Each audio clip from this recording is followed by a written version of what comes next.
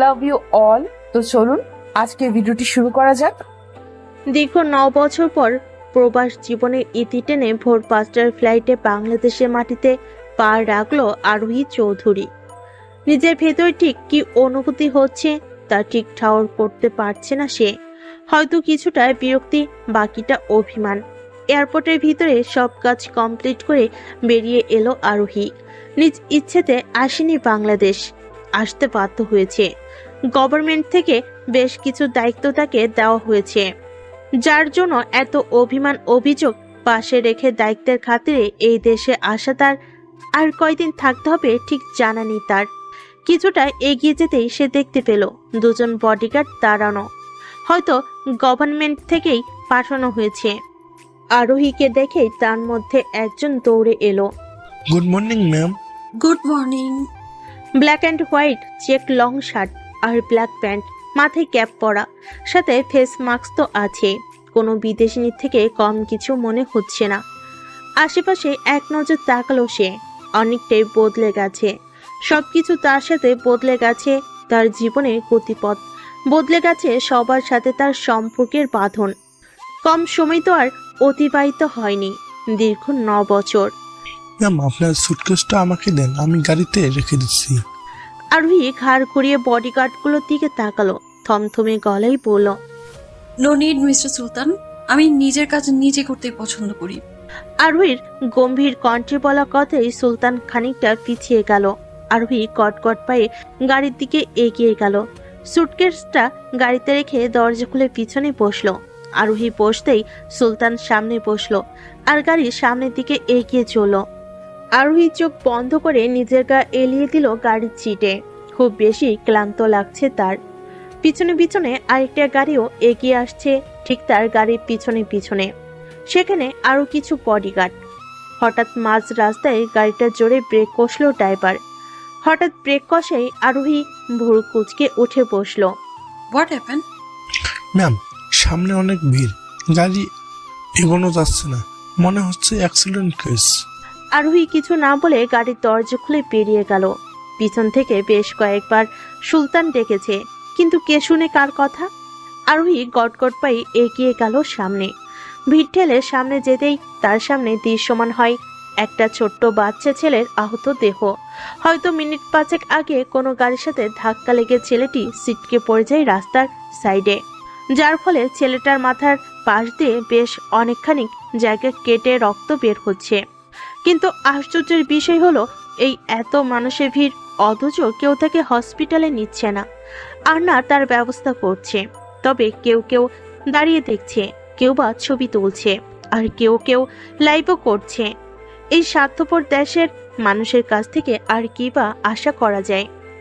আরোহী দৌড় পায়ে ছেলেটির কাছে গিয়ে পকেট থেকে রুমাল বের করে ছেলেটির মাথায় বেঁধে দিয়ে পাজকলে তুলে নেয় তাকে।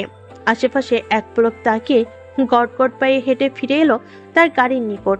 তাকে দেখা মাত্রই সুলতান গাড়ির দরজা খুলে দেয়। আরোহী গাড়িতে বসে ছেলেটির মাথা তার কোলের উপরে নিয়ে ড্রাইভারকে তাড়া দিয়ে বলল, গাড়ি স্টার্ট কর ফাস্ট, সিটি হসপিটালের দিকে যাও। বিশিষ্ট কার্ডিওলজিস্ট ডাক্তার আরুশ খান। বয়স কি আপনার দিন দিন কমছে? বয়স তো আর থেমে থাকা না। 28 বছর পার হয়ে 29-এ পা রাখলেন। বিয়ে শাদি কি করবেন না বলে পণ করছেন? সকাল সকাল ব্রেকফাস্ট টেবিলে মায়ের এমন কথা শুনে একটু বিচলিত হলো না আরুষ। যেন এই কথা তার নিত্যদিনের পরিচিত। চুপচাপ ব্রেকফাস্ট করে হাতে অ্যাপ্রনটা নিয়ে বেরিয়ে গেল হসপিটালের উদ্দেশ্যে। যেন সে ছাড়া ব্রেকফাস্ট টেবিলে আর কেউই ছিল না। ছেলের এমন আচরণে প্রতিবারই হতাশ হয় মীরা। ঘাড় ঘুরিয়ে তাকালো মিরাজের দিকে। মিরাজ যেন মায়ের এমন দৃষ্টির সাথে বহু পরিচিত।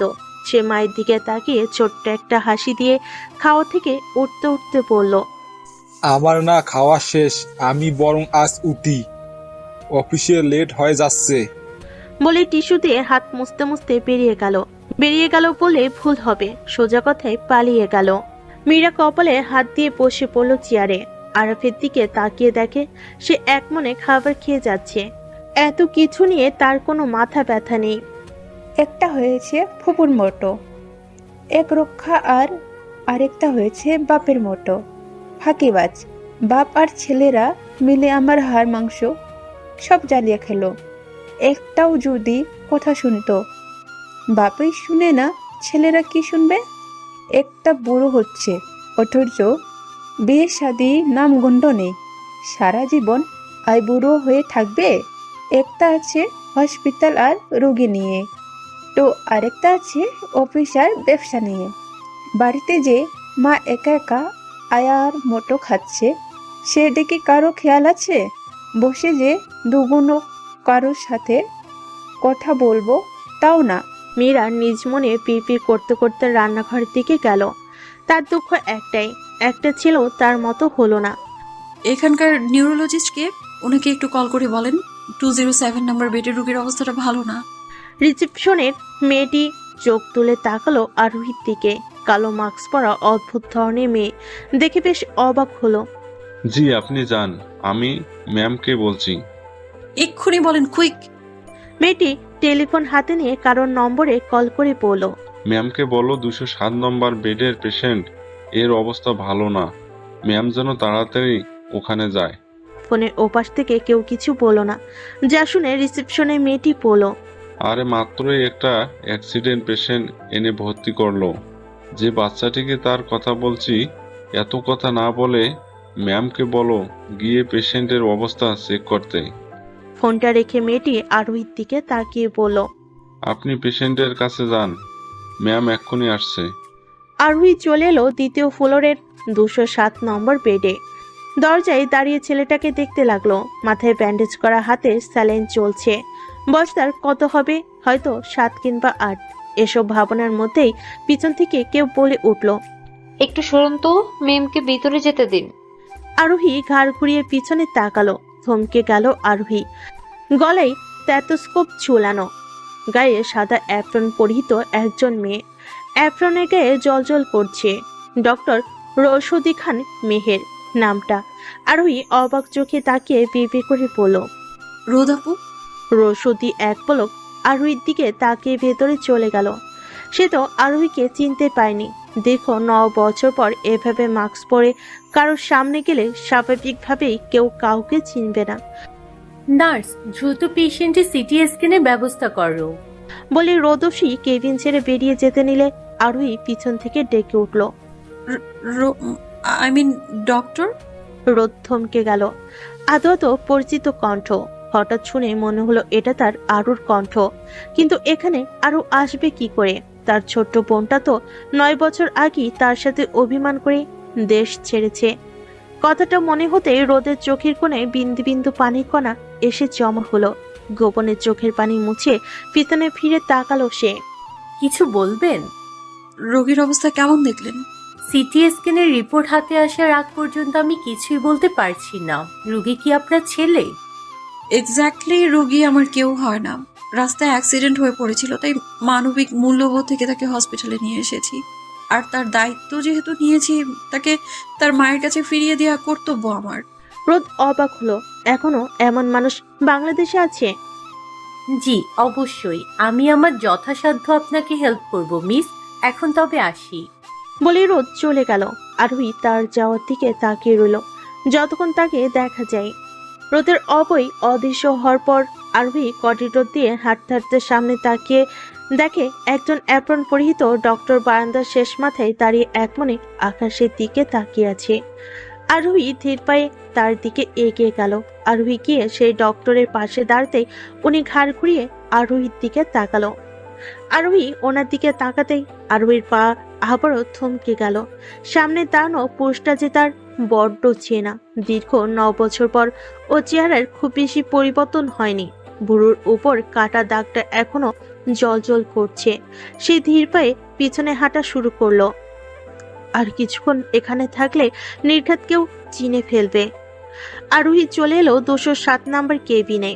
আসার সময় যদি সে একবার পিছনে ফিরত, তাহলে কারোর অবাক দৃষ্টি সে হয়তো দেখতে পেত। 207 নম্বর কেবিনের সামনে মাথা নিচু করে বসে আছে আরোহী। সকাল থেকে তেমন কিছুই পেটে পড়েনি তার। সেই এয়ারপোর্ট থেকে তো বিভিন্ন ঘটনায় তাকে সরাসরি হসপিটালেই আসতে হলো।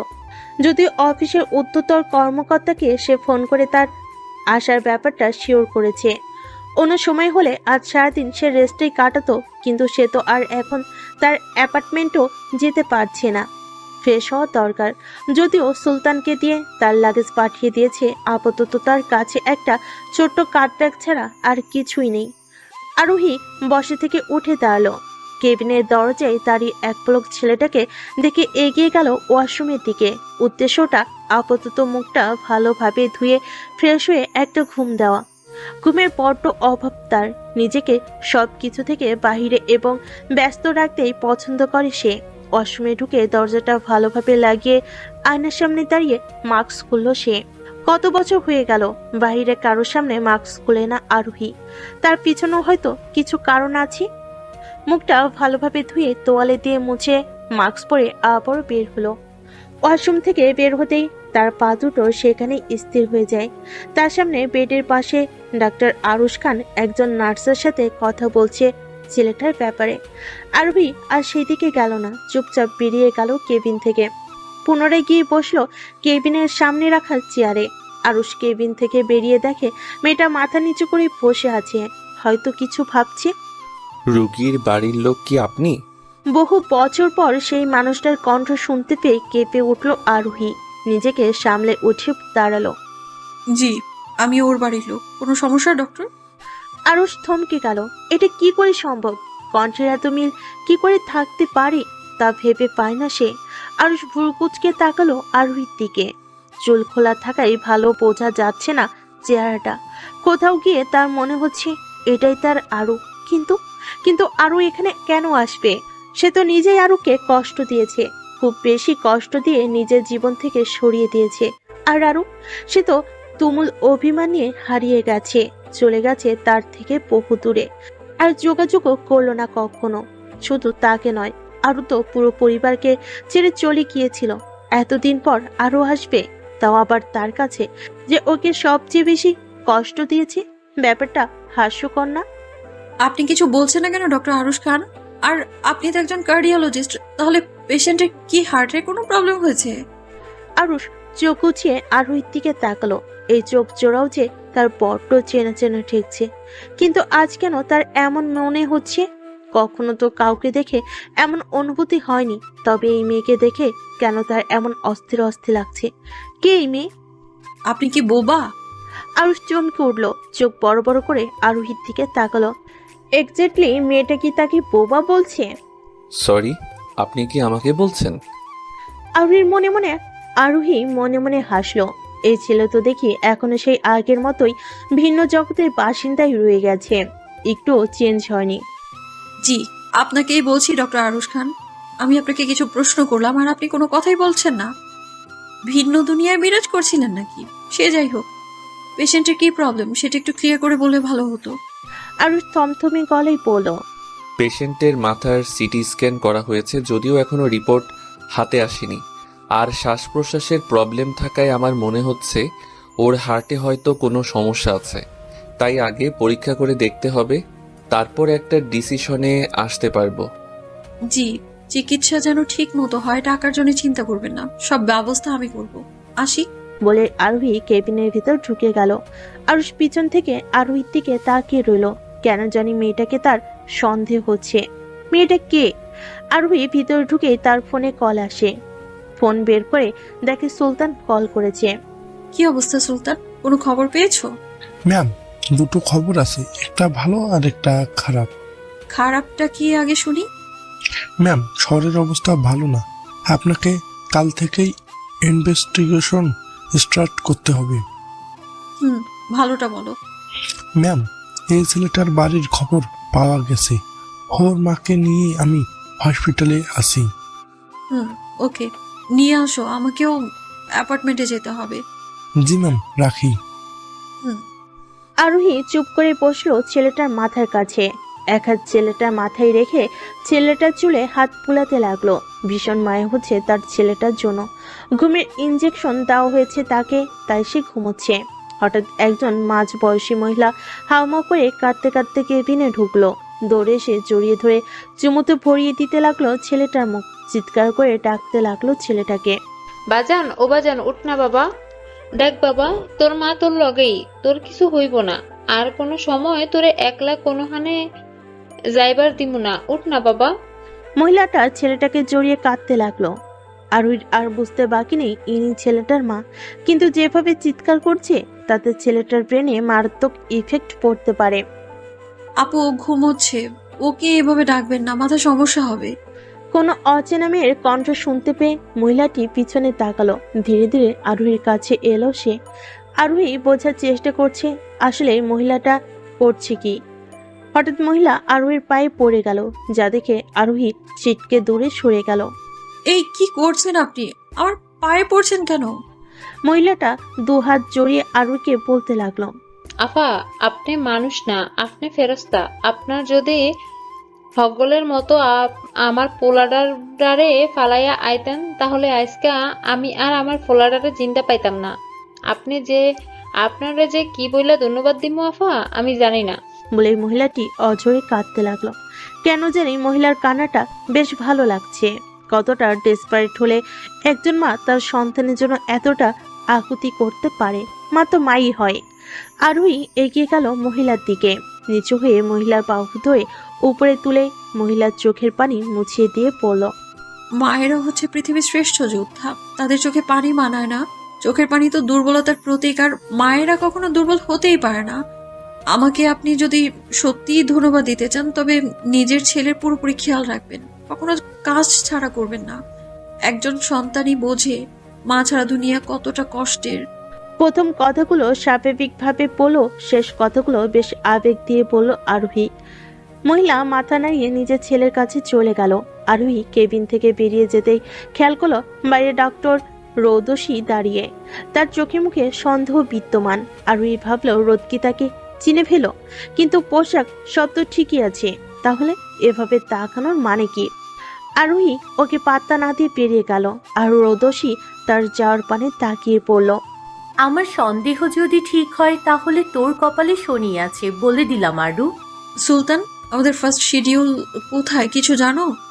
সিটি হসপিটালের বারান্দা দিয়ে হাঁটতে হাঁটতে সামনের দিকে তাকিয়ে কথাটা বলল আরোহী। তার পিছনে পিছনে সুলতান হাঁটছে। আরোহীর হঠাৎ করা প্রশ্নে খানিকটা চমকে উঠে সে। অজ্ঞাত কারণে আরোহীকে ভীষণ ভয় পায় সে। বয়সে বছর 5 ছোট আরোহী, তার অথচ মেয়েটির রাগ আর অ্যাটিটিউড আকাশচুম্বী। সুলতান খানিকটা থেমে আমতা আমতা করে বলল, অ্যাক্সিডেন্টলি বলতে পারবো না ম্যাম, সম্ভবত সিটি হসপিটালেই পড়তে পারে। সিটি হসপিটালে? বাট হসপিটাল কেন? অন্য সেক্টরগুলো নয় কেন? ম্যাম, এটা বাংলাদেশ, এখানে ওষুধও ভেজাল মেশানো হয়। কিছু কিছু ফেক কোম্পানি আছে যেখানে ওষুধের বিভিন্ন রাসায়নিক পদার্থ মিশিয়ে সেসব অনুপযোগী করে বাজারে ছাড়ে, যার ফলে অসুস্থ মানুষ আরো অসুস্থ হয়ে যায়। তাই ইনভেস্টিগেশনটা হসপিটাল থেকে শুরু করলেই ভালো হয়। তাহলে শহরের সবচেয়ে ভালো হসপিটাল ছেড়ে এই সিটি হসপিটাল কেন? আরোহীর কথা শুনে সুলতান বলে উঠল, ম্যাম, শহরের সবচেয়ে ভালো এবং সবচেয়ে বেশি ওষুধ বিক্রি হয় এই হাসপাতাল থেকেই। তাই এখানে ইনভেস্টিগেশন করলে আমার মনে হয় না আপনি আপনার কাঙ্ক্ষিত ফলাফল পেয়ে যাবেন খুব তাড়াতাড়ি। আরোহী হেঁটে গাড়ির কাছে এসে বলল, ঠিক আছে, তুমি সব তথ্য কালেক্ট করো আর মেইল করো আমায়। আজ আমি অ্যাপার্টমেন্টেই থাকবো, কাল থেকে ইনভেস্টিগেশন শুরু করব।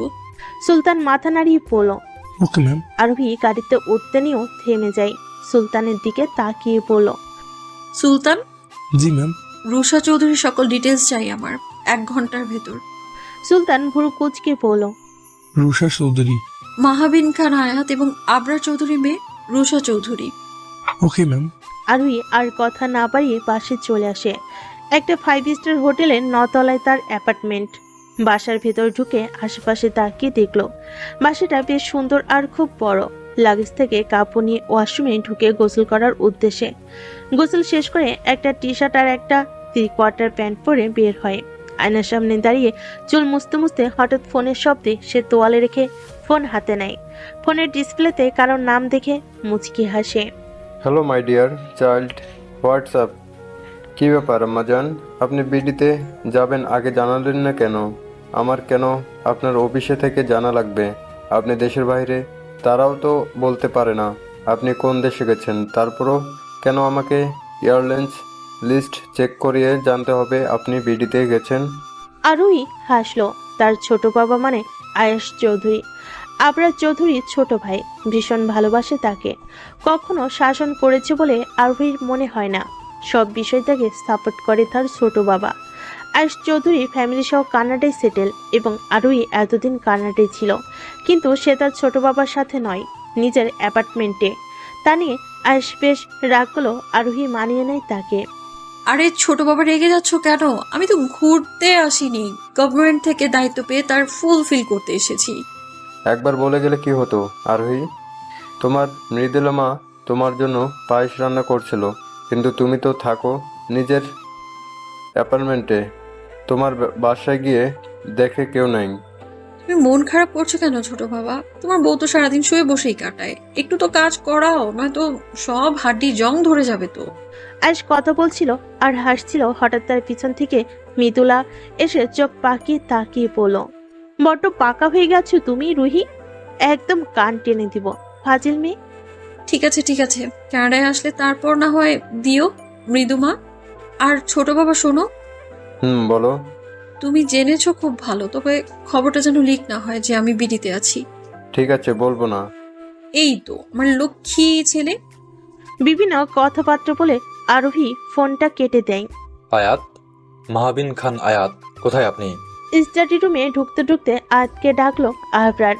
সামনে তাকিয়ে দেখে সাদা রঙের শাড়ি পরে আয়াত তখন একটা বিজনেস বিষয়ক বই পড়ছিল। আবরারের ডাক শুনে এক পলক আবরারের দিকে পুনরায় পড়ায় মন দিল। আবরার আয়াতকে দেখে মুচকি হেসে তার পাশে গিয়ে বসলো। কি ব্যাপার মহারানী, মন মেজাজ ভালো না? আয়াত বইটা বন্ধ করে আবরারের দিকে মুখ করে সোজা হয়ে বসলো। সে বুঝতে পেরেছে আবরার এখানে তাকে তো পড়তে দেবে না, উল্টো ডিস্টার্ব করবে। আয়াত চশমাটা ঠিক করে বলল, তোমরা বাপ বেটি মিলে আমার মেজাজ কবে ভালো থাকতে দিলে? বড়টার যন্ত্রণা জানি কবে বনবাস যেতে হয় আমার। আমার মেয়েরা আবার কি করলো? তোমার মেয়ে বাংলাদেশেই এসেছে। আবরার হাসলো। বড় মেয়েটা হয়েছে ঠিক তার মায়ের মতো, একরোখা আর জেদি, আর ছোটটা হয়েছে একদম তার মতো ভীষণ দুষ্টু। আয়াতের কথা শুনে আবরার নিলিপ্ত ভঙ্গিতে বসে বলল, মেয়েটা তো হয়েছে তোমার মতো জেদি, তোমার মেয়ে তুমি সামলাও, আমার কি? আয়াত কিছু বলল না। আবরারের কাঁধে মাথা ঠেকিয়ে চোখ বন্ধ করে বসে রইল। আবরার এক পলক আয়াতের দিকে তাকিয়ে মুচকি হেসে চুলে বিলি কেটে দিতে লাগলো। আম্মু। ছোট মেয়ে রুষার কণ্ঠ শুনতে পেয়ে চোখ খুলে তাকালো আয়াত। রুষা এবার অনার্স দ্বিতীয় বর্ষের ছাত্রী। ফ্রেশ হয়েছ মা? রুষা মুচকি এসে এগিয়ে এসে পেছন থেকে আবরার আর আয়াতকে জড়িয়ে ধরে বলল, হ্যাঁ মা, মাত্র এসে ফ্রেশ হয়ে খেয়ে তারপর এখানে আসলাম। Good girl. রুষা ওর মা বাবাকে ছেলের সামনে চেয়ারে গিয়ে গালে হাত দিয়ে বসলো। মা জানো, রোদাপনা এখনো বিয়ের জন্য রাজি হয় না। সাদাব ভাই আর কত ওয়েট করবে বলো? দি ভাই কি বাংলাদেশে আসবে? ও তো কথাই বলে না। রোডটা যে কেন এমন পাগলামি করছে? মা, দি ভাই কি আর আসবে না? তোমার দি ভাই বাংলাদেশেই আছে। আয়াতের কথা শুনে রুষা লাফ দিয়ে বসা থেকে উঠে দাঁড়ালো, চোখ দুটো বড় করে করে। আর ও শিওর আম্মু, দি ভাই দেশে, কিন্তু কোথায়? আয়াত মুচকি এসে চোখ থেকে চশমাটা খুলে বলল, সেটা তো আমি বলতে পারবো না রুষা, তবে এটা বলতে পারি আর কারোর সাথে দেখা না করলেও তোমার সাথে দেখা আরো করবে। রুষা খুশি হয়ে বলল, তুমি সত্যি বলছো আম্মু? আয়াত হেসে বলল, ও। রুষা কথাটা চিন্তা করে রুম থেকে বের হয়ে যায়। তুমি ওকে মিথ্যা আশ্বাস দিলে কেন আয়ুব? আবরারের কথা শুনে আয়াত ঘাড় ঘুরিয়ে আবরারের দিকে তাকালো। তোমাকে কে বললো আমি মিথ্যা আশ্বাস দিচ্ছি? আমার মেয়েও 10 মাস পেটে ধরেছি আমি, তার প্রতিটি লোমকূপ সম্পর্কে অবগত। তাই নিশ্চিন্তে থাকো, ও রুহার সাথে দেখা করবে। রাত তখন 10টা। আরোহী রাতের খাবার শেষ করে বিছানায় এসে বসলো, হাতে মোবাইল। মিনিট 5 আগে সুলতান রুষার সকল ডিটেলস আরোহীকে মেল করে দিয়েছে। আপাতত আরোহী রুষার নাম্বার হাতে নিয়ে বসে আছে। ফোন করবে কি করবে না সেই দ্বিধা দ্বন্দ্বের মধ্যে বিরাজ করছে। আদরের ছোট বোন তার। আরোহী থেকে রুষা 5 বছরের ছোট। আরোহী কিছু না ভেবে ফোন করে রুষাকে। রুষা মাত্রই ঘুমানোর জন্যই মাত্রই বিছানায় শুয়েছে। হঠাৎ ফোনের শব্দে ফোনটা হাতে নিল সে। আননোন নাম্বার দিকে খানিকটা ভুরু কুচকালো সে। হ্যালো। হ্যালো রুশো। রুষা থমকে গেল।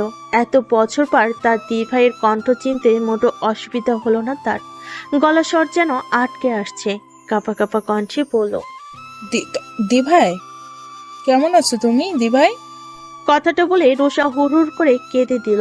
আরুহির মনটাও খারাপ হয়ে গেল। কতদিন পর ছোট্ট আদরের বোনটার সাথে কথা বলছে সে। এতদিন আরুহি ইচ্ছে করেই ফোন দেয়নি, কারণ এই বন্ধু তার হার্টের সফট কর্নার। কথা বললে তাকে দেখতে ইচ্ছে হবে, একটু ছুঁয়ে দিতে ইচ্ছে হবে, কিন্তু আরুহি তো তা পারবে না। তাই তো এতদিন নিজের মনের সাথে যুদ্ধ করে গেছে, কিন্তু আজ বিবেকটা বড্ড অচল হয়ে আবেগকে যেতে দিয়েছে। ওর পুচকি কাঁদছিস কেন? বেঁচে আছি রে বাপ, মরে তো যাইনি। দিভাই, তুই কিন্তু ভীষণ খারাপ, নিষ্ঠুর, পাষাণ একটা মানুষ। এই এতটা বছর নিজের বোনের কথা মনে পড়লো না তোর? আবার এখন ফালতু কথা বলছিস? আরুহি হাসলো। তার বোনটা যে বেশ বড় হয়ে গেছে, বেশ ভালো কথা শিখেছে। যে আরুহি চৌধুরীর সামনে বড় বড় অফিসাররা কেউ উঁচু করে কথা বলতে পারে না, সেখানে এই পুচকিটা ধমকে ধমকে কথা বলছে। কেমন আছিস তুই? ভালো, তুই? বেটার। সবাই কেমন আছে? মা বাবা ভালো আছে। আরুহি আমতা আমতা করে বলল, সবাই কেমন আছে? ফুপি, রোদাপু ভালো আছে। আর বাকিরা? রুষা মুচকি এসে বলল, আরে তুই নাম ধরেই তো বলতে পারিস যে আরুষ ভাইয়া কেমন আছে। এত মানে মানে করার কি আছে? আর আরুষ ভাইয়া ভালোই আছে। তোকে কে বললো আমি আরুষ ভাইয়ার কথা জিজ্ঞেস করছি? তুই বেশি বুঝিস। রুষা হেসে বলল, সত্যি কথা বললেই বেশি বুঝি। আচ্ছা আর বলবো না বাবা, ঘুমোসনি কেন এখনো? এত রাত পর্যন্ত জেগে থাকতে হবে না, ঘুমা তুই। কাল দেখা হচ্ছে তোর কলেজে। আরুহির কথা শুনে রুষা গদগদ কণ্ঠে বলল, তুই আসবি আমাদের কলেজে? আসবো, বাট পুচকি শোন, তুই একাই আসবি, সাথে কাউকে আনলে না আমি আর তোর সাথে দেখা করব না। কাউকে আবার আসার কথাটা বলবি না, ওকে? রুষা ছোট্ট করে উত্তর দিল, গার্ল, এখন ঘুমা, কাল সকালে আবার কলেজ আছে তো। আল্লাহ হাফেজ। আল্লাহ হাফেজ বলে আরুহি ফোনটা কেটে দিল। ফোনটা বিছানার উপর রেখে ল্যাপটপ নিয়ে মেলগুলো চেক করতে বসলো। মেলের সব হসপিটালের বিষয় তথ্য পাঠিয়েছে সুলতান। কাল সকালে রুষার কলেজ হয়ে একটু ক্যান্টনমেন্টে যেতে হবে তার হসপিটালে। মেলগুলো চেক করে আরুহির বেশ ঘুম পাচ্ছে, তাই সে সব অফ করে ঘুমিয়ে গেল। খান ম্যানশনের দোতলার সবচেয়ে কর্নারের রুমে দরজা বন্ধ, অন্ধকারাচ্ছন্ন চারপাশ। শুধুমাত্র একটা বড় জল রঙে ছবি আঁকা, সামনে একটু মৃদু আলোর রেশ দেখা যাচ্ছে। তার সামনে টি শার্ট আর 3/4 প্যান্ট পরে পকেটে হাত গুজে দাঁড়িয়ে আছে আরুষ। ছবিটা মূলত একটা বাচ্চা মেয়ের, বয়সটা ঠিক 10 বছর। মেয়েটা তার কোমরে 2 হাত রেখে রাগী দৃষ্টিতে তাকিয়ে আছে, যা দেখে আরুষ আনমনে বলল, এত অভিমান কেন তোর আরু? মানলাম ওই দিন সবাই তোকে একটু বেশি বকেছিল, ফুপি তোকে একটা থাপ্পড়ই তো মেরেছিল, আমি বকেছিলাম তোকে। কিন্তু তুই কি জানতি না আমি তোকে ছাড়া একটা মুহূর্ত থাকতে পারতাম না? তোকে একবার দেখার জন্য কত পাগলামিই না করতাম। তোকে ছেড়ে যাব না বলে কত স্কলার শিপই রিজেক্ট করেছি, আর সেই তুই অভিমান করে আমার থেকে দূরেই চলে গেলি। একবারও তোর মনে হয়নি আমার কথা? সব যোগাযোগ বন্ধ করে দিলি, মনে হয়নি তোর আমার কথা? কি করে থাকবো আমি? থেকেছি তো, দীর্ঘ 9 বছর কাটিয়ে দিলাম, কিন্তু তোর স্মৃতি থেকে তো এক বিন্দু শান্তি নেই আমার। তিলে তিলে শেষ করছে সবকিছু। কি করব আমি? বলে দে না। কথা বলতে বলতে আরুষের চোখ থেকে জল গড়িয়ে পড়ল মেঝেতে। হঠাৎ কাঁধে কারোর স্পর্শ পেয়ে চোখ মুছে পিছনে তাকালো আরুষ। রোদসী দাঁড়িয়ে।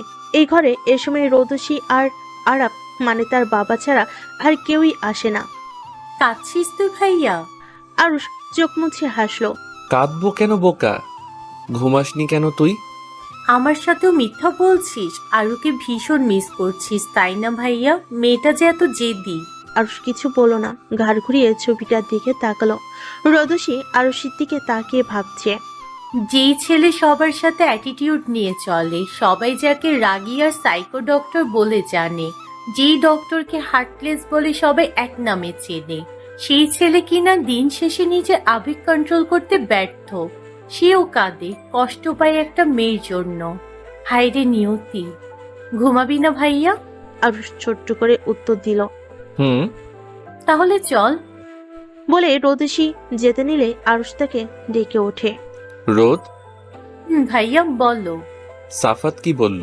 ফোন করেছিল? রোদসী থমকে গেল। সাফাদের সাথে তার সম্পর্ক 6 বছরেরও অধিক, কিন্তু রোদসীর এক কথা, আরও না এলে সে বিয়ে করবে না। আরও ছাড়া তার বিয়ে অসম্পূর্ণ থাকবে। তা নিয়ে বাড়ির কেউই তাকে জোর করেনি, সাদাপও কিছু বলেনি। তবে বয়স তো আর থেমে থাকে না, বয়স তো বাড়ছে। করেছিল। কি বলল? তেমন কিছুই বলেনি। তুই কেনই পাগলামি করছিস রোদ? ওই হার্টলেস মেয়ের জন্য তুই নিজের সময় কেন অপচয় করছিস? রোদ, সাফাত ভালো ছেলে, বিয়েটা করে নে।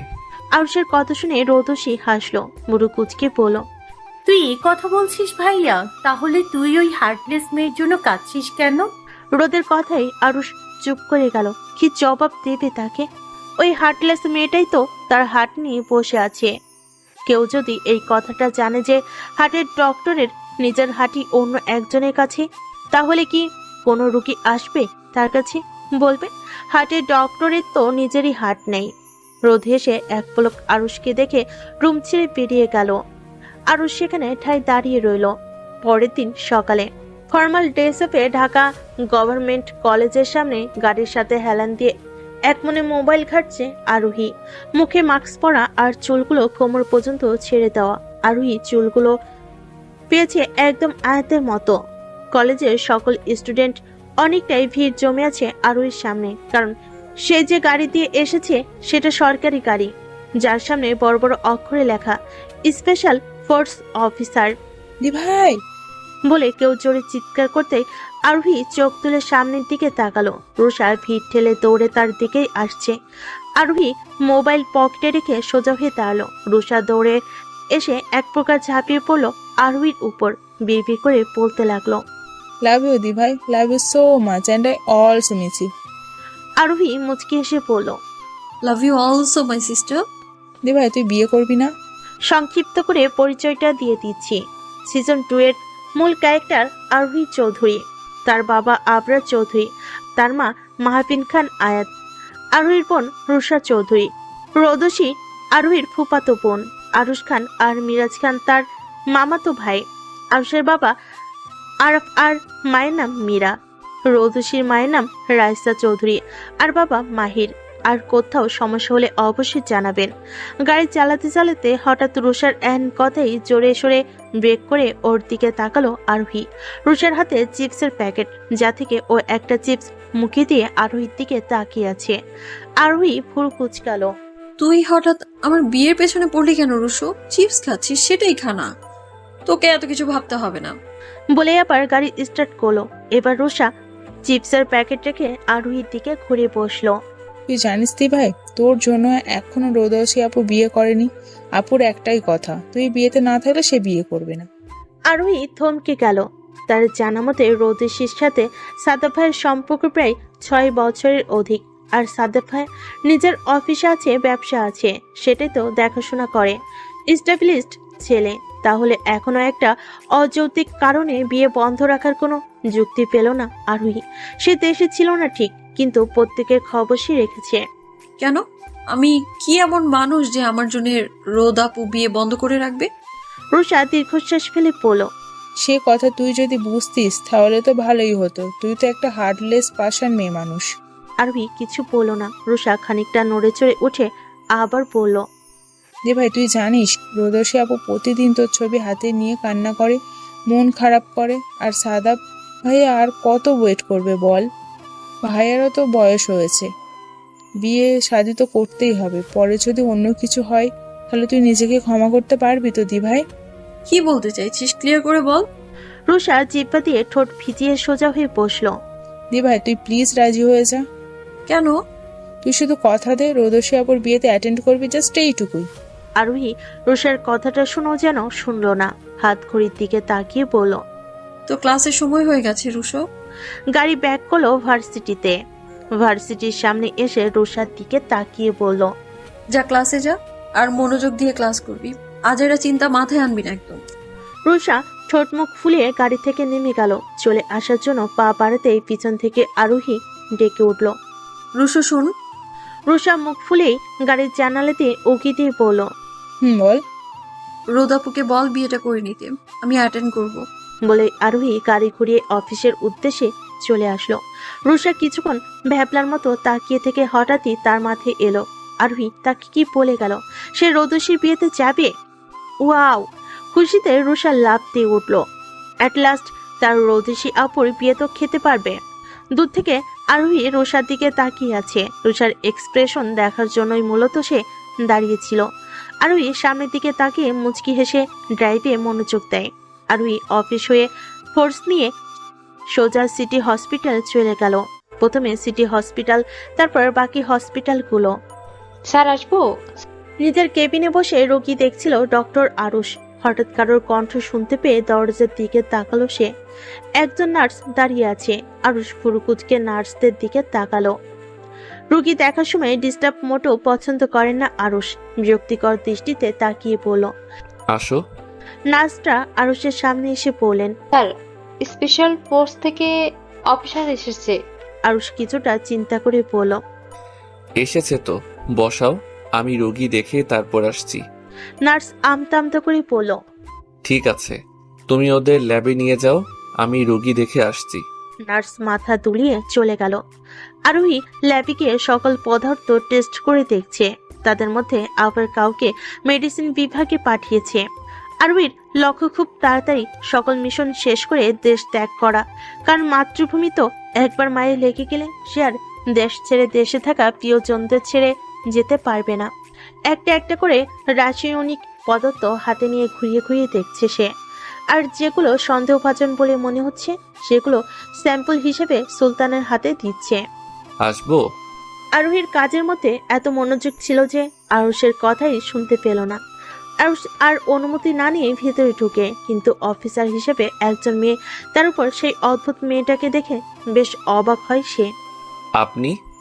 পরিচিত কণ্ঠ শুনতে পেয়ে আরোহী পিছনে তাকালো। সামনে আরুষকে দেখে বলল, আপনার এখানে কোনো কাজ নেই ডক্টর আরুষ খান, আপনি আসতে পারেন। আরুষ ব্যাপাচাকে খেয়ে গেল। একটা মেয়ে কি সুন্দর ঠান্ডা মাথায় তাকে অপমান করে দিল। আরুষ দাঁতে দাঁত চেপে বলল, আপনি বোধহয় ভুলে যাচ্ছেন আমি একজন ডক্টর। ল্যাবে আমার কাজ থাকতেই পারে। জি অবশ্যই, সে বিষয়ে আমি অবগত আছি। আমাদের কাজ শেষ হলে চলে যাব আমরা। আপনার কাজ ঘন্টাখানেক পর করেন, এখন যান এখান থেকে।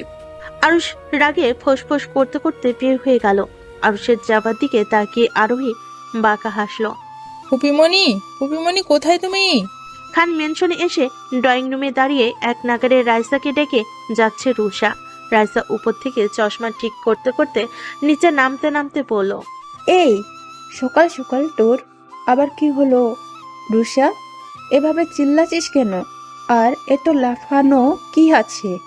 রুষা নিজের ফুপিকে দেখে দৌড়ে গিয়ে ফুপির গলা জড়িয়ে ধরল। আরে ফুপিমণি, আমি এখন যেই কথাটা বলবো সেই কথাটা শুনে তুমি লাফাবা। রাইসা পুরো কুচকে রুষার দিকে তাকালো। এই পিসি, সকাল সকাল এমন ষাঁড়ের মতো চিৎকার করছিস কেন? মিরাজ সিঁড়িতে নিচে নামতে নামতে কথাগুলো বলল। রাইসা চোখ ছোট ছোট করে বলল, তোর মতো নবাবের বংশধর জন্যই এখন একটু সকাল। ঘড়ির দিকে তাকিয়ে দেখছো কয়টা বাজে? এখন প্রায় 10টা। মিরাজ রুষার মাথায় টোকা দিয়ে বলল, নবাবেই তো, সাথে জমিদারের বংশধর। বলে হাসতে হাসতে গিয়ে সোফায় বসলো। রুষা মাথা ডলতে ডলতে রাইসার দিকে তাকিয়ে বলল, দেখছো ফুপিমণি, তোমার আদরে ভাতিজা কি করে আমার সাথে? রাইসা মিরাজের দিকে রাগী দৃষ্টিতে তাকিয়ে বলল, মিরাজ, তুই রুষার সাথে এমন করছিস কেন? ফাজিল, যা তাড়াতাড়ি ফ্রেশ হয়ে আয়। মিরাজ দাঁত কেলিয়ে হেসে বলল, আরে ছোট মা, তুমিও না কার কথা ধরে বসে থাকো। নাস্তা রেডি করো, আমি ফ্রেশ হয়ে আসছি। বলে মিরাজ সিঁড়ি বেয়ে উপরে উঠে গেল। রুষা এক পলক মিরাজের যাওয়ার দিকে তাকিয়ে বলল, ফুপিমণি শোনো না, বল শুনছি। তুমি রোদসী আপুর বিয়ের ডেট ফিক্সড করো। রুষার কথায় রাইসা দীর্ঘশ্বাস ফেলে পড়ল। লাভ নাই, অত যা হ্যারাসমেন্ট। রুষা না আসলে রোড বিয়ে করবে না। রুষা হেসে পড়ল। দি ভাইয়া আসবে। রুষার কথা শুনে রাইসা চোখ বড় বড় করে তাকালো রুষার দিকে। রাইসা ভাবছে শিক্ষক কানে ভুল শুনলো নাকি রুষা এই কথাটাই বলল। রোদসী আপু, একটা গুড নিউজ আছে, সেটা কি গেস করো তো দেখি। দেখি ডাক্তার আপু সিক্স সেন্স কতটা কার্যকারী। রুগী দেখা শেষ করে চোখ বন্ধ করে চেয়ারে হেলান দিয়ে কিছু একটা ভাবনার মধ্যেই ফোনের আওয়াজে মনোযোগ বিঘ্ন ঘটে রোদসীর। সোজা হয়ে বসে ফোন পিক করে কানে ধরতে রুষার এমন কথায় ভুরু কুচকালো রোদসীর। সকাল সকাল কি মাথা টাথা সব আওলাই গেছে রে রুশু, কি আবল তাবল বকছিস? রোদসীর কথায় পাত্তা না দিয়ে রুষা গদগদ কণ্ঠে বলে উঠল। আরে আপু, গেস করোই না, একটা সেই ঝাক্কাস খবর আছে, গরমা গরম তাজা তাজা খবর। রোদসী উঠে দাঁড়িয়ে ফোন কানে নিতেই হাঁটতে হাঁটতে জানালার গ্রিল ধরে দাঁড়ালো। দীর্ঘশ্বাস ফেলে পড়ল। তোর গরমা গরম তাজা খবর তোর কাছেই রাখ পিচ্ছি, ভালো লাগছে না এমনি। তুই সবসময় আমাকে টেনশনে ফেলে মজা নিস, তাই আজ আর তোর ফাঁদে পা দিচ্ছি না। আর এই ফাঁকিবাজ মেয়ে, তোর না এখন ক্লাস টাইম, তুই আমাকে ফোন করেছিস মানে তুই ক্লাসে নেই। একে তো ক্লাস করিসনি, আবার আমার সাথে মজা নিস। আমি মাকে বলবো নাকি তোর কীর্তি? রুষা ফোঁস করে একটা নিঃশ্বাস ছেড়ে বলল। দিল তো মুখটার খিচুড়ি বানিয়ে। তোমার বিয়ের খবর দিতে ফোন দিয়েছিলাম। রোদসী থমকালো। কি বলে কে মেয়ে? আমার বিয়ে আর আমি জানি না? কথাটা এমন হলো না, যার বিয়ে তার খবর নাই, পাড়া পড়শি ঘুম নাই। আমার বিয়ে আর আমি জানি না? আজকে তোর মাথা মনে হয় পুরোটাই গেছে রে পিচ্ছি। আর তোর দজ্জাল বোন না আসলে বললাম তো আমি বিয়ে করব না। তারপরও এইসব কথার কোনো মানে হয়? তোমাকে কে বললো দিভাই আসেনি? দিভাই তো বাংলাদেশে। রোদসী থমকে গেল সেকেন্ড কয়েকের জন্য, কাপা কাপা গলেই পড়ল। মানে? রুষা রোদসীর কাপা কণ্ঠ শুনে বেশ মজা পেল। গদগদ কণ্ঠে বলল। দিভাই তো গত 24 ঘন্টা যাবৎ বাংলাদেশি। সকালে তো আমার সাথে দেখাও হয়েছে। জানো রোদাপু, দিভাই না অনেক চেঞ্জ হয়ে গেছে, কথাবার্তা, আচার, ব্যবহার, পোশাক সব কিছু। তবে চুলগুলো আরো অনেক লম্বা হয়েছে। জানো রোদাপু, দিভাই নাকি স্পেশাল ফোর্স অফিসার। রোদসীর চোখে পানি টলমল করছে, যে কোনো মুহূর্তে পানি গড়িয়ে পড়বে মেঝেতে। রোদসীর খুশির চোটে মুখ দিয়ে কথাই যেন বের হচ্ছে না, শুধু বলল তাই। তো আজকে দিভাই আমার ভার্সিটিতে সরকারি গাড়ি নিয়ে এসেছিল। গাড়ির সামনে বড় বড় করে লেখা ছিল স্পেশাল ফোর্স অফিসার। রোদসী গাল বেয়ে চোখের পানি টপ টপ করে নিজের মেঝেতে পড়ে গেল। রোদসীর গাল বেয়ে চোখের পানি টপ টপ করে নিচের মেঝেতে পড়ে গেল। রোদসী জানালা ছেড়ে আসতেই হঠাৎ তার নজর গেল হসপিটালের পার্কিং লটে পার্ক করা একটা গাড়ির দিকে। তার কেবিন থেকে সেটা সরাসরি দেখা যাচ্ছে, যে গাড়িটার সামনে বড় বড় অক্ষরে লেখা স্পেশাল ফোর্স অফিসার। রোদসী ভুরু কুচকালো, ফোনটা ভালোভাবে কানে ধরে পড়ল। রুশু আছিস? আপু বলো। গাড়ির সামনে কি যেন লেখা বললি? Special force officer. গাড়িটা কি রঙের? ব্ল্যাক। কেন বলো তো? রোদসী কিছু একটা ভেবে মুচকি হাসি দিয়ে বলল। না কিছু না, এমনি। আচ্ছা রাখি, একটা কাজ বাকি আছে, পরে কথা হবে। বলে ফোনটা কেটে দিল। রোদসী হাঁটতে হাঁটতে রিসেপশনে গেল। রিসেপশনে থাকা মেয়েটা তাকে দেখে দাঁড়িয়ে পড়ল। Ma'am, any problem? রোদসী মুচকি এসে বলল, তেমন কিছু না জেসি। আচ্ছা হসপিটালে কি কোনো অফিসার এসেছে? জি ম্যাম, মেডিসিন পরীক্ষা করতে কার্যালয় থেকে অফিসার এসেছে। তবে মেন যিনি শুনছি উনি নাকি সব ইনভেস্টিগেশন নিজে যান না, তবে এই হসপিটালে উনি নিজে এসেছেন পরীক্ষা করতে। রোদসী আবারও বাঁকা হেসে বলল, ধন্যবাদ জেসি, তুমি কাজ করো, আমি গেলাম। বলে রোদসী ল্যাবে চলে আসলো। ল্যাবের দরজায় দাঁড়িয়ে আরোহীকে দেখে যাচ্ছে সে। আরোহীকে তার প্রথম থেকে সন্দেহ হচ্ছিল, কেন জানি তার মনে হচ্ছিল মেয়েটা আরোহী, কিন্তু শিওর হতে পারছিল না। তবে এখন সে শিওর যে এটাই আরোহী। রোদসী ধীরে ধীরে আরোহীর দিকে এগিয়ে গেল, কিন্তু আরোহীর তো সেদিকে কোনো খেয়াল নেই। সে তো এক মনে মেডিসিন পরীক্ষা করছে। রোদসী আরোহীর পিছনে গিয়ে দাঁড়ালো। মিস আরোহী চৌধুরী। আরোহী থমকে গেল, হুট করে পিছনে তাকিয়ে অবাক হলো। রোদসী তার দিকে এক মনে তাকিয়ে আছে। আরোহী কিছুই বুঝতে পারছে না। রোদসী জেনে গিয়েছে নাকি আন্দাজে ঢিল মেলছে। আরোহী ভুরু কুচকে রোদসীর দিকে তাকায়ে রইল। মিস আরোহী চৌধুরী, কেমন আছেন আপনি? আরোহী ভুরু কুচকে রোদসীর দিকে তাকিয়ে রইল। বলতে বলতে রোদসীর চোখ থেকে আবারও পানি গড়িয়ে পড়ল মেঝেতে। আরোহী অবাক দৃষ্টিতে তাকালো রোদসীর দিকে। আরোহী কিছু বলতে নেবে, হুট করে রোদসী আরোহীর গালে ঠাস করে থাপ্পড় লাগিয়ে দেয়। আরোহী আবারও গালে হাত দিয়ে বোবা হয়ে তাকিয়ে আছে। থাপ্পড়টা দেওয়ার সাথে সাথেই রোদসী আরোহীকে আষ্টে পৃষ্ঠে জড়িয়ে ধরলো। এত নিষ্ঠুর কিভাবে হতে পারে একজন মানুষ? তুই তো শুধু নিষ্ঠুর না আরু, তুই পাষাণ, বড্ড পাষাণ মানুষ তুই আরু। একবারও তোর আমার কথা মনে হলো না আরু? তুই তো আমার সব কিছুরই সঙ্গী ছিলি, একবারও ভাবলি না তুই চলে যাওয়ার পর আমি কি করে থাকবো, কিভাবে চলবো একা একা? এতটা স্বার্থপর কি করে হতে পারলি তুই? আরুর রোদসীর প্রতি জন্মে থাকা অভিমানের পাহাড় এক নিমিষে উধাও হয়ে গেল। আসলে আরু এমনই, বাইরে থেকে যতটা কঠোর দেখা যায় ভেতর থেকে তার চেয়েও নরম। আরুই ল্যাবে থাকা সকলকে বেরিয়ে যেতে ইশারা করতেই সবাই এক একে মাথা নিচু করে বেরিয়ে যায়। আরু ধীরে ধীরে একটা হাত রোদসী পিঠে রেখে জড়িয়ে ধরলো। রোদসী ফুপিয়ে কেঁদে উঠল। এত বছর পর আদরের বোন আর বেস্ট ফ্রেন্ডকে দেখে আবেগে কন্ট্রোল করতে পারেনি। আরু হাসলো। তার বোনটা আগের মতোই সিসকাধুনে রয়ে গেছে। এত বড় একজন ডক্টর, অথচ কেমন বাচ্চাদের মতো কান্না করছে। এটা কেমন কথা ডক্টর রোদসী? অচেনা একজন মেয়েকে কখন থেকে জড়িয়ে ধরে আছেন? লজ্জা শরম নেই নাকি আপনার? রোদসী জড়িয়ে ধরে রেখেই নাক টানতে টানতে বলল, থাপ্পড়টা কি আস্তে হয়ে গেছে আরু? এই না না, ঠিক আছে ঠিক আছে, যতক্ষণ ইচ্ছে জড়িয়ে ধরে রাখুন, নো সমস্যা। বেশ কিছুক্ষণ পর রোদসী আরুকে ছেড়ে সোজা হয়ে দাঁড়ালো। কেঁদে কেটে চেহারার হাল বেহাল করে ফেলেছে মেয়েটা। কি একটা অবস্থা করেছো তুমি, বলেই নিজের পকেট থেকে রুমাল বের করে রোদসীকে দেয়। রোদসী সেটা হাতে নিয়ে মুখ মুছতে মুছতে তীক্ষ্ণ দৃষ্টিতে আরুর দিকে তাকালো। কি হলো, এভাবে তাকাচ্ছ কেন? এসব লুকোচুরির মানে কি আরু? নিজের বাড়ি ছেড়ে অ্যাপার্টমেন্টে থাকিস কেন তুই? আমি গভর্নমেন্টের কাজে বিডিতে এসেছি, ঘুরতে আসিনি। আর তুমি জানো কেন আমি বাসায় যাই না। আই থিঙ্ক তুমি এইসবের জন্য আমায় ফোর্স করবে না, আর তাড়াতাড়ি বিয়েটা করে নাও। বুড়ি হয়ে যাচ্ছ তো। তুই আসবি তো আরু? বললাম তো আসবো, এত চিন্তা করো না তো। আর বাসার সবাই কেমন আছে? আলহামদুলিল্লাহ, সবাই ভালো আছে। আর তোমার ভাবিরা? আরুর কথায় রোদসী ভুরু কুচকে বলল, ভাবিরা মানে কি? কাদের ভাবি? এ মা, তোমার ভাবি তোমার যমজ দুই ভাইয়ের বউ। রোদসী এবার আরুর কথাটার মানে বুঝলো। মুচকি হেসে বলল, খুব ভালো। আচ্ছা তুই তোর কাজ কর, আমি আমার বিয়ের ব্যবস্থা করি, কেমন? আরোহী মুচকি হেসে সম্মতি জানালো। রোদসী কাউকে ফোন করতে করতে বেরিয়ে গেল। সেদিকে এক দৃষ্টিতে তাকিয়ে আছে আরোহী।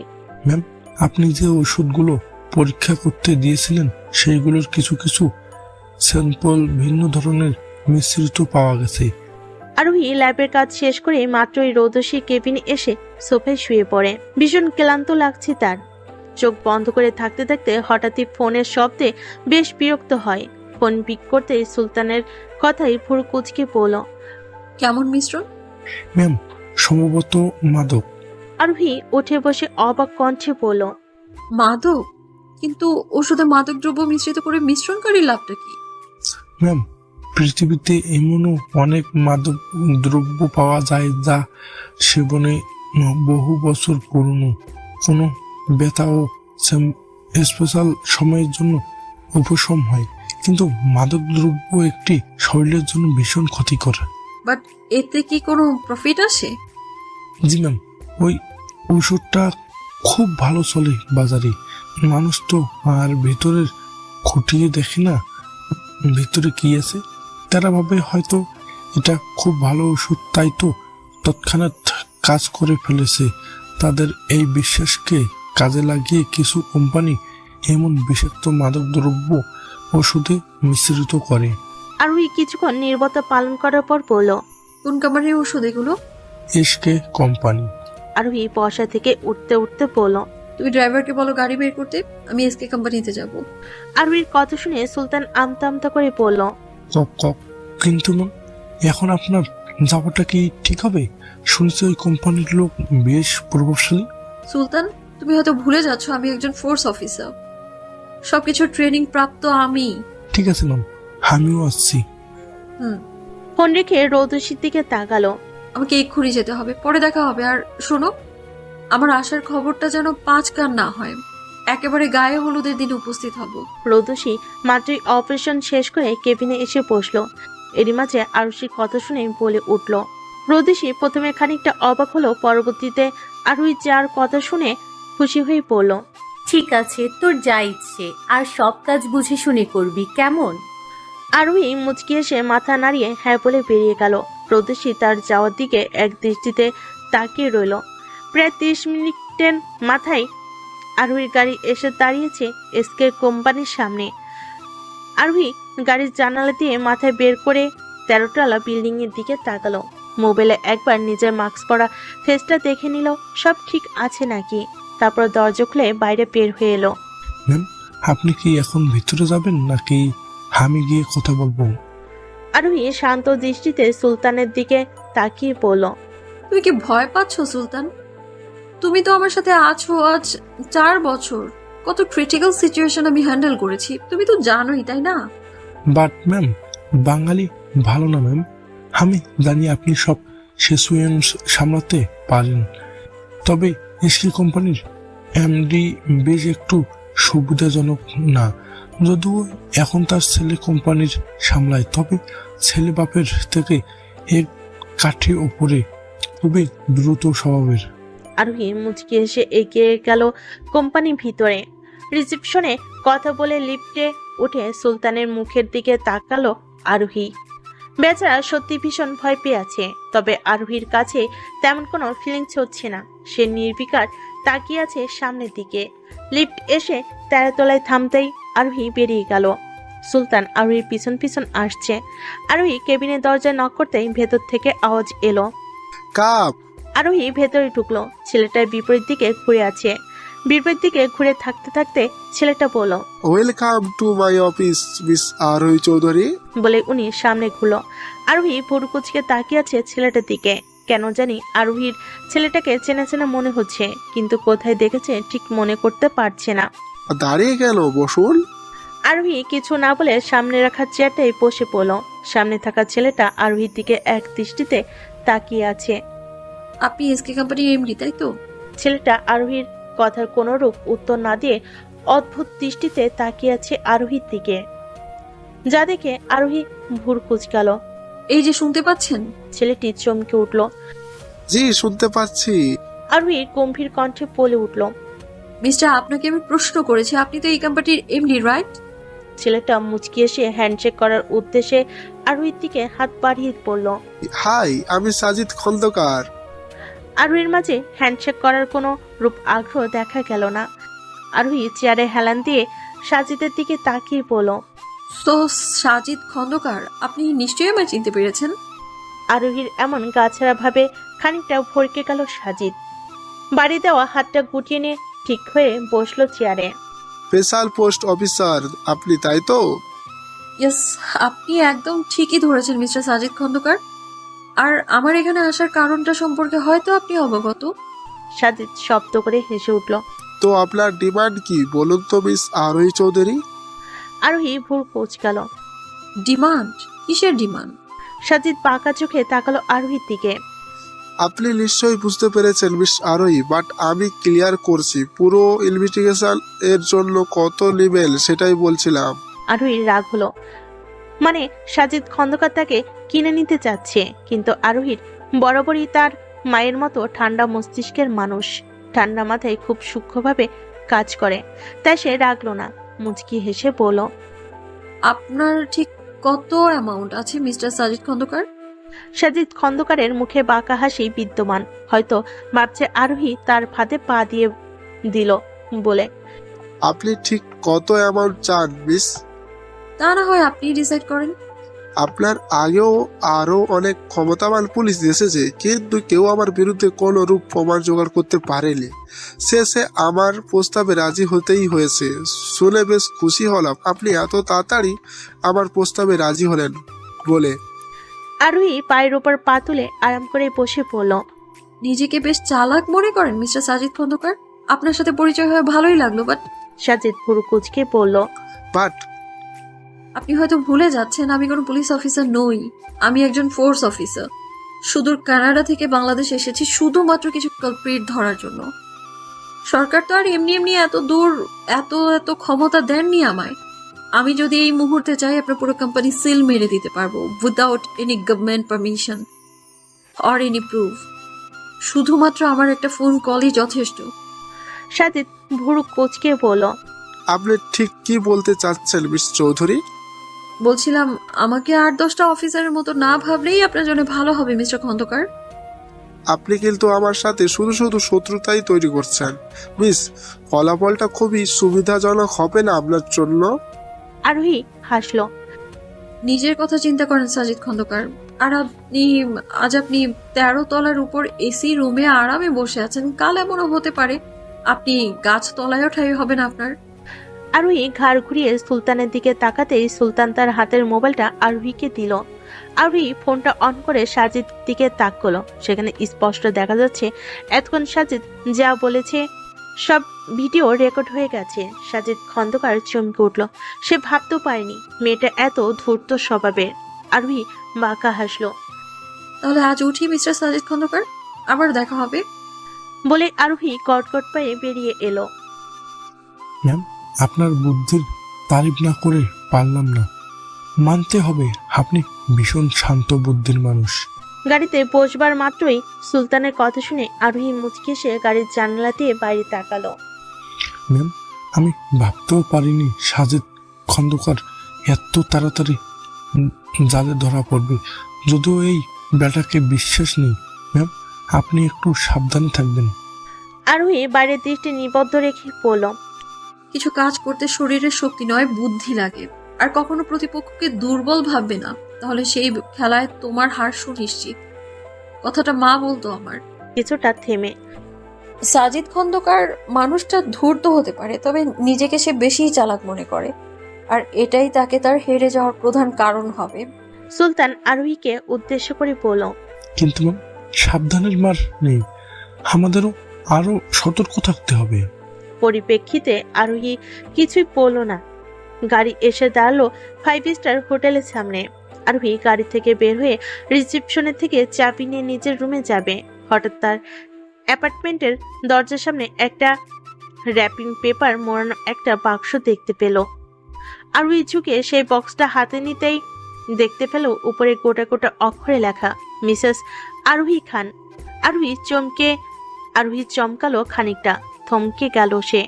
হয়তো বুঝতে পেরেছে বক্সটা কে দিয়েছে, কিন্তু এতদিন পর এই নামটা শুনে আরোহী অবাক হলো বটে, কিন্তু তার চেয়েও বেশি আবেগপ্রবণ হয়ে গেল।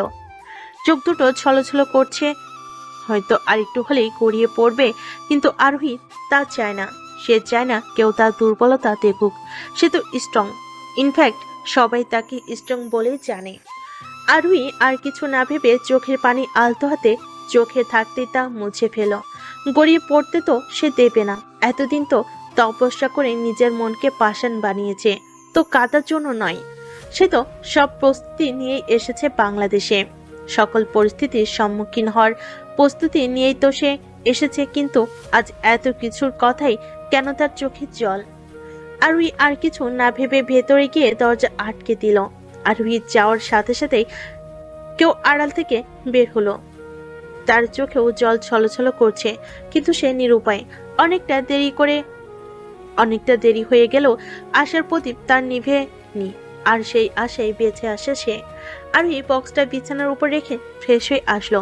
বক্স খুলতে যাবে, হঠাৎ ফোন কলের শব্দে মনোযোগ ব্যাঘাত ঘটে। আরোহী ফোনের ডিসপ্লেতে তাকিয়ে দেখে আননোন নাম্বার। কল পিক করে লাউড স্পিকারে দিয়ে খাটের উপর রেখে প্যাকেট খুলতে খুলতে বলে, হ্যালো। ওপাশ থেকে রোদিসির কণ্ঠ শুনতে পেল আরোহী।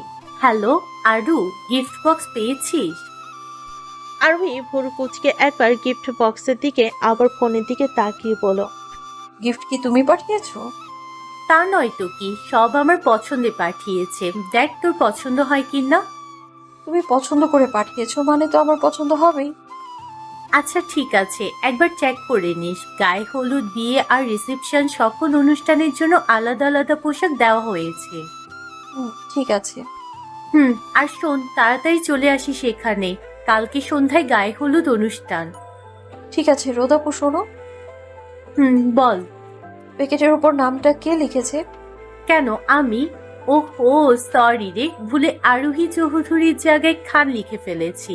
সরি রে, নিজের নাম খান লিখতে গিয়ে তোর নামেও খান বসাই দিছি। সরি রে। আরোহী মুচকি হেসে বলল, ঠিক আছে ঠিক আছে, এত ফর্মালিটিস দেখাতে হবে না। ভালোভাবে প্রস্তুতি নাও বিয়ের জন্য। কাল দেখা হচ্ছে। আল্লাহ হাফেজ। আল্লাহ হাফেজ। বলে আরোহী ফোনটা কেটে দিল। ওদিকে রোদসী ফোন কেটে রাগী দৃষ্টিতে পাশে তাকালো। রোদসীর পাশে আরুষ গালে হাত দিয়ে বসে আছে। কি লিখেছো তুমি আরোহীর গিফট বক্সের উপরে? আরুষ সোজা হয়ে বসে পকেটে হাত দিয়ে ফোন বের করে ঘাটতে ঘাটতে কাছাড়া ভাব নিয়ে বলল, যা পরিচয় তাই লিখছি, এতে এত ঢং করার কি আছে? যা তুই, তোর না কাল বিয়ে। রোদসী উঠে যেতে যেতে বলল, মাঝে মাঝে আমার মনে হয় তুমি মানব না। রোদসীর কথা শুনে আরুষ রাগী দৃষ্টিতে রোদসীর দিকে তাকাতে রোদসী মেকি হেসে বলল, তুমি তো মানব না, মহামানব। এক দৌড়ে বাইরে আসতেই মহামানব কথাটা আরোহী আরুষকে বলতো রাগ করে। আজ রোদসী তার রিপিট করছে। আরোহী প্যাকেটগুলো খুলে দেখছে। সবগুলো পোশাক খুব সুন্দর, তবে সবগুলো শাড়ি, যা দেখে আরোহী খানিকটা চিন্তায় পড়ে গেল। কারণ সে তো শাড়ি পরতেই পারে না। থাক, পরেরটা পরে দেখা যাবে। এখন সবগুলো কাপড়ে রেখে দেওয়াটাই বেটার।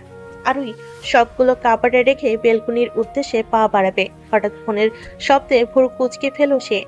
এত ফোনের যন্ত্রণায় এখন তার ইচ্ছে করছে সবকিছু ছেড়ে ছুড়িয়ে বনবাসে চলে যেতে, কিন্তু সেটা তো আরোহী পারবে না। তাই বিরক্ত হওয়া সত্ত্বেও কল রিসিভ করলো সে। হ্যালো ম্যাম, ইস্কি কোম্পানির সাথে একরকমই আরেকটা কোম্পানি এমন কাজ করে, তাও আবার ইস্কি কোম্পানির সাথে হাত মিলিয়ে। নাম কি কোম্পানি?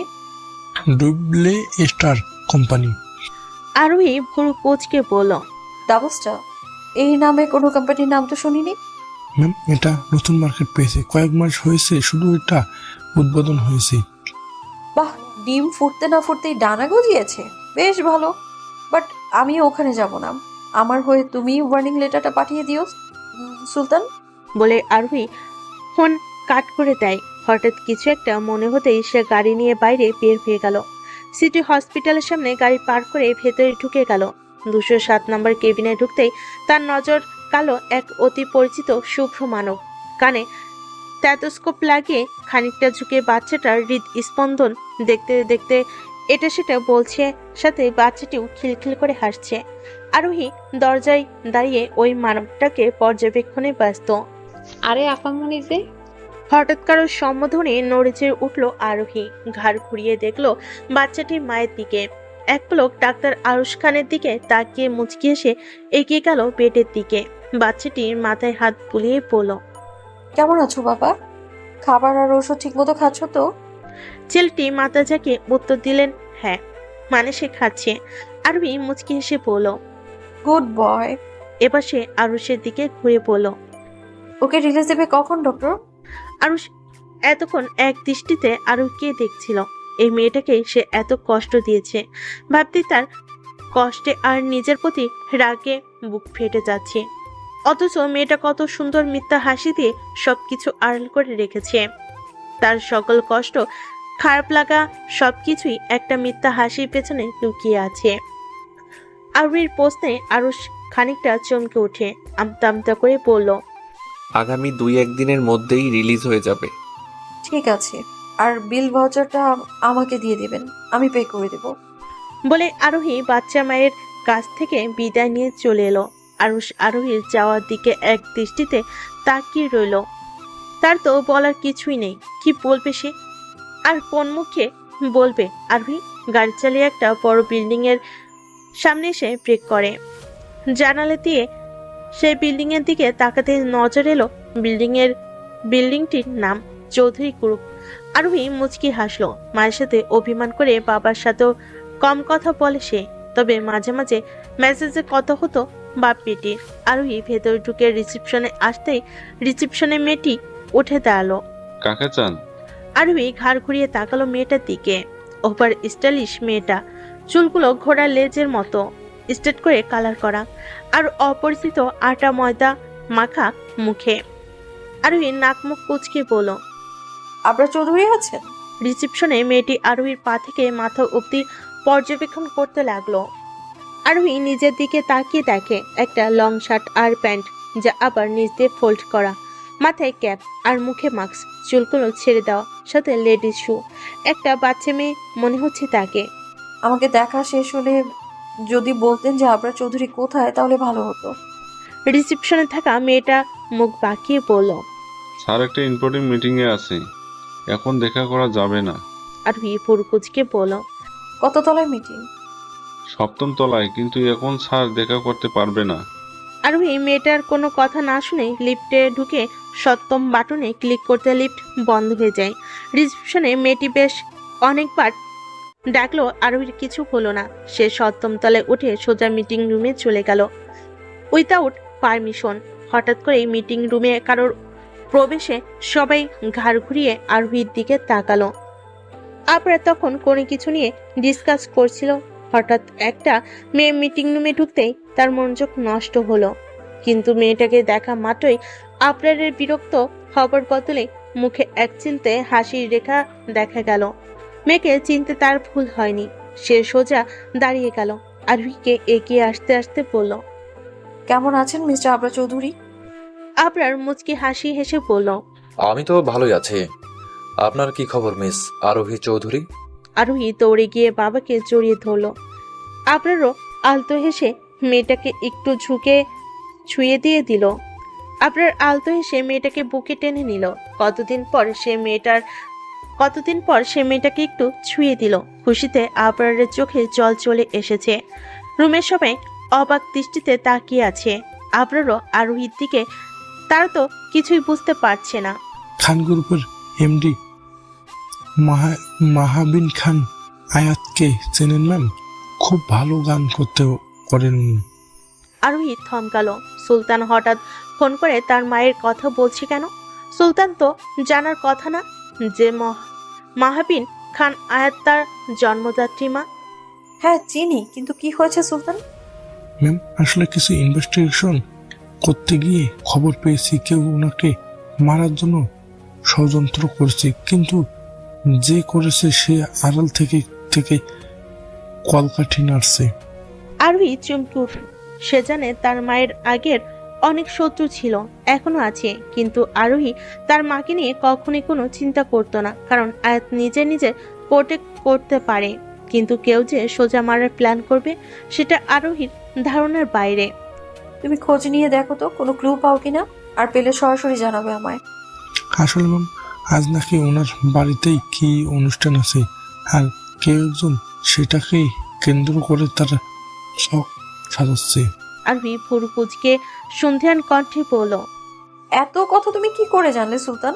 সুলতান খানিকক্ষণ নীরব থেকে বলল, ম্যাম আপনি সাজেদ খন্দকারের ড্রাগস, তাই এমন কমপ্লেন্ট দিয়ে একটা গোপন ক্যামেরা সেট করিয়েছি। সাজেদ খন্দকার তা জানে না। তার ড্রাগসে কি কথা হয় সব রেকর্ড হয়ে যায়। সেখানেই সাজেদ খন্দকার কাকে যেন বলেছিল মাহাবিন খান আয়াতকে মারার চেষ্টা করা হচ্ছে, কিন্তু সে না তার চেয়েও বড় মাপের কেউ করেছে। আমি জানার সাথে সাথেই আপনাকে বললাম, অনেক বড় বিজনেস ওমান, ওই সাথে খুব ভালো মানুষও, ওনাকে কেউ মারার চেষ্টা করতে পারে। আর কিছু জানো? আমি যতটুকু বুঝতে পারছি তা হচ্ছে আজ ওই অনুষ্ঠানে কেউ ছদ্মবেশ ধরে ঢুকতে পারে। ম্যাম আমি শিওর না, তবে আমি আমার এক্সপেরিয়েন্স থেকে বলছি, অনেক বছর ধরে তো এসব নিয়ে ঘাটাঘাটি করি, তাই এসব দিকে সন্দেহের প্রবণতা বেশি। ইটস ওকে, তুমি দেখো আর রেকর্ডটা আমার ফোনে পাঠিয়ে দাও। জি ম্যাম। আরোহী কল কেটে ঘড়িতে সময় দেখে নিল বিকেল 5টা। আরোহী তড়িঘড়ি করে সেম ড্রেস আপে বেরিয়ে গেল কোন এক গুরুত্বপূর্ণ কার্যসিদ্ধি করার জন্য। 7বারের মতো ফোনের রিংটোনে বাজতে বাজতে কেটে গেল, যা দেখে আরোহী দীর্ঘশ্বাস ফেল। পুনরায় আবার সশব্দে বেজে উঠতে আরোহী নির্লিপ্ত ভঙ্গিতে বসে থেকে ফোনটা পিক করে কানে নিল। আরুর বাচ্চা আরু, ফোন কই? আর তুই কই? ফোন ধরতেই পারবি না তো ইউজ করিস কেন? ফার্স্ট অফ অল, আমি আয়ুর বাচ্চা আরু। সেকেন্ড, আমি ব্যস্ত ছিলাম। আরোহীর ঝরঝরে পরিষ্কার কণ্ঠ, ওপাশ থেকে আওয়াজ শোনা গেল না, শোনা গেল কেবল মাত্র দীর্ঘশ্বাস। তুই কি আসবি না? রোদেশীর কণ্ঠে অনুরোধ। আরোহী বিরক্তি নিয়ে পড়ল। আমি কি একবারও বলেছি আসবো না? তুমি গায়ে হলুদের আসরে বসো, আমি আসছি। রোদেশী হাসলো। তার বোনটা এমনই, যা বলবে তাই করবে। যদি সে একবারও বলে সে যাবে, তাহলে সে যাবে। ঠিক আছে, চলে আয় তাড়াতাড়ি, বেশি ওয়েট করাস না। শোনো রোদাপু। বল। আরোহী আমতা আমতা করে বলল, আমি কিন্তু শাড়ি পরতে পারবো না, মানে পারি না আমি, তাই আমি শাড়ি পরবো না। তোকে নিজে পড়তে হবে না, তুই নিয়ে আস, আমি পরিয়ে দেব। আরোহী ইচ্ছে না থাকা সত্ত্বেও বলল, ঠিক আছে। বলে ফোনটা কেটে হাত ঘড়ির দিকে তাকিয়ে দেখে সবে সন্ধ্যা 7টা বাজতে চলো। আরোহী একটা দীর্ঘশ্বাস ফেলে কাবাড থেকে কাঁচা হলুদ রঙের একটা শাড়ি বের করলো। শাড়ির উপর খুব সুন্দর পাথরের পুঁতি দিয়ে ডিজাইন করা, যা বেশ গর্জিয়াস না হলেও স্ট্যান্ডার্ড। আরও ব্যাগের শাড়ি পরার সকল কিছু নিয়ে একটা হলুদ রঙের লং শার্ট আর প্যান্ট পরে মাস্ক লাগিয়ে বের হয়ে গেল।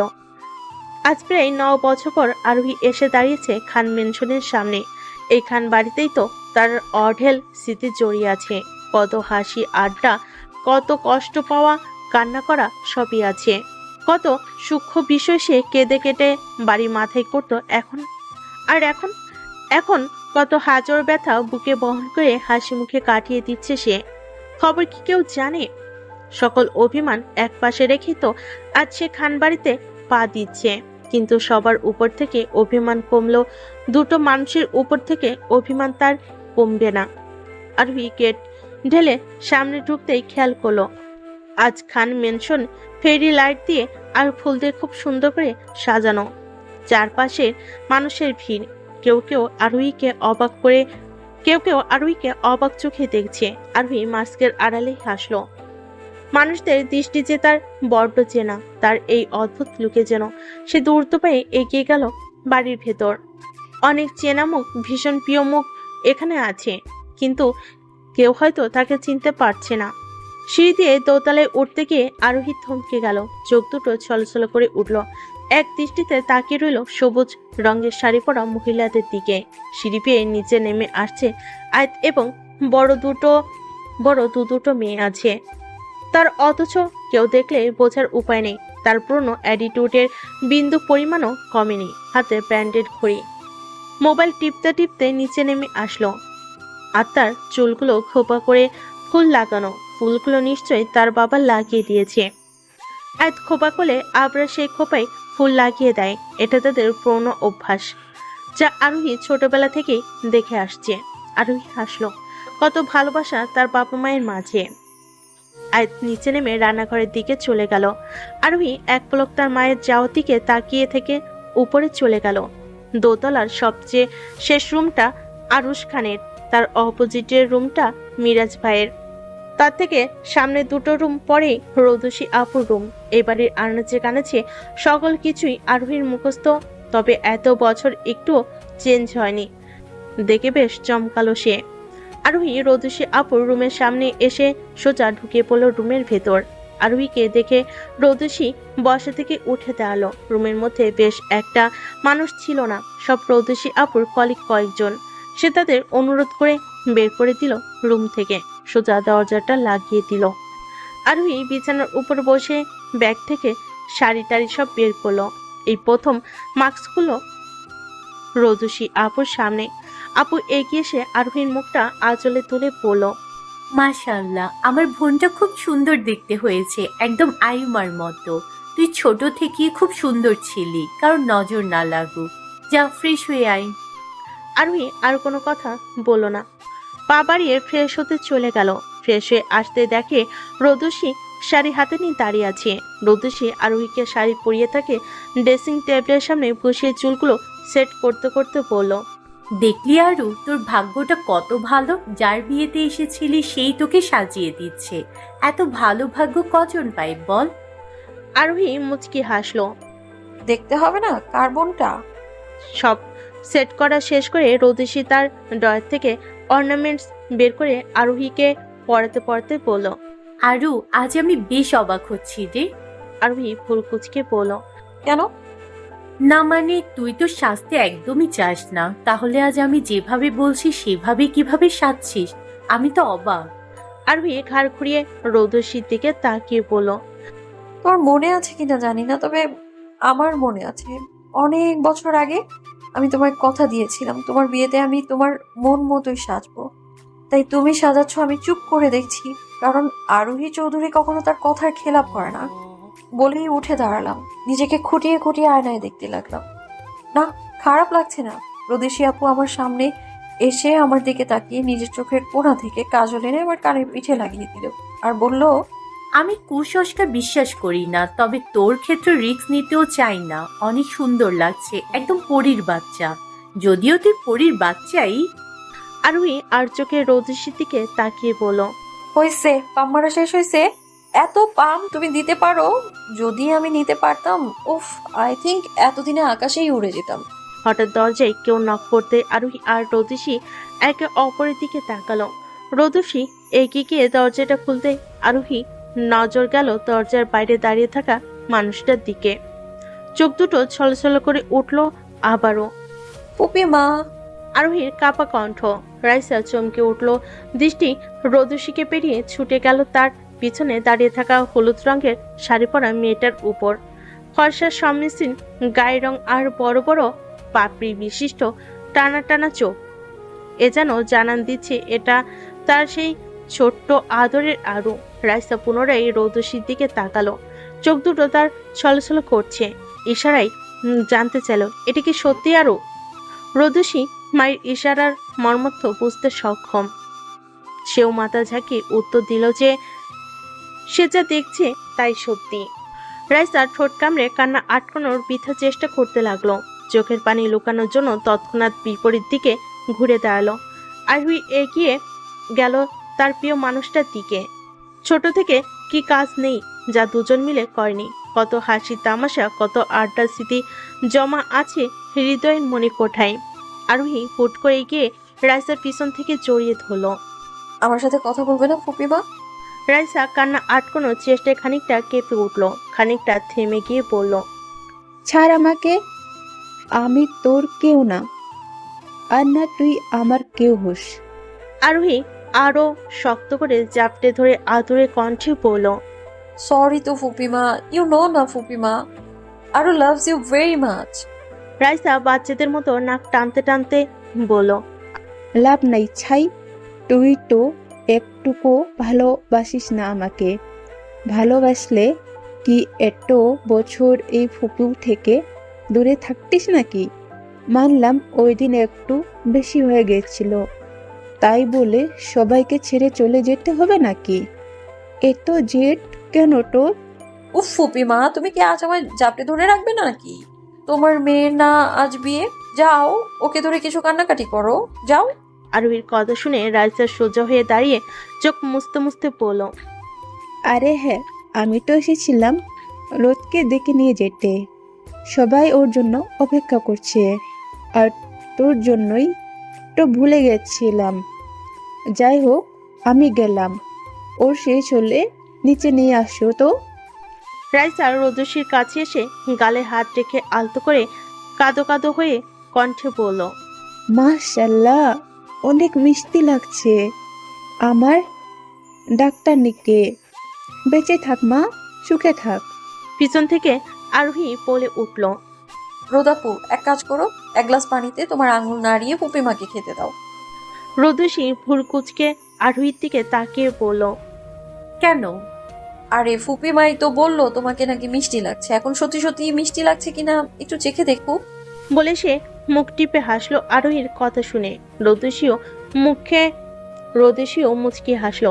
রাইসা ঘাড় ঘুরিয়ে চোখ পাকিয়ে তাকিয়ে বলল, বেশি পাকা হয়ে গেছিস না? বাদরামি করিস আমার সাথে? তাড়াতাড়ি নিয়ে আয় ওকে। আরোহী ঠোঁট বাঁকিয়ে বলল, যত দোষ নন্দ ঘোষ, এই আর কি। যাও যাও, নিয়ে আসছি তোমার ডাক্তার নিমাইয়ারে। রাইসা মুচকি এসে আরোহীর মাথায় একটা থাপ্পড় দিয়ে চলে গেল। আরোহী কোমরে হাতে রোদসীর দিকে তাকিয়ে বলল, শেষ আপনার সাজুগুজু, এবার যেতে পারি আমরা? রোদসী মুচকি এসে আরোহীর কাছে এসে তার মুখটা আঁচলে তুলে কপালে একটা চুমু খেয়ে পড়ল।